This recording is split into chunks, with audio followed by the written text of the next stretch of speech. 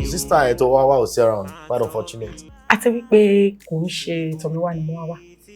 Yeah, I'm here to see you. Oh, yeah, any business talk, right? Not really. Oh, okay, sorry. Ìfẹ́ Olúwa. Ṣorí bí ẹ̀mejì tí mo ti fi ojú mi kọ́ ẹ. Àti báyìí mo ti like ẹ gan. In fact, I can't find the feelings at all. Because it keeps growing each and every day. I like you sincerely. Ṣorí, mo nífẹ̀ẹ́ bó ṣe wà. Èmi ò ń ṣe Tomiwa. Tomiwa nìkan ni ò like ẹ. Ó dẹ̀ ní reason tó fi like ẹ.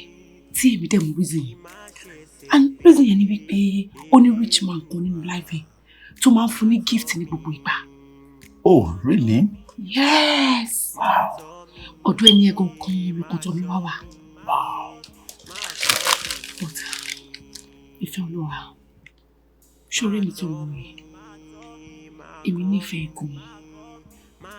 Olówó, olówó lọ́wọ́. Mo like ẹ bẹ́ẹ̀. Please, can you please be mine? And this is for you.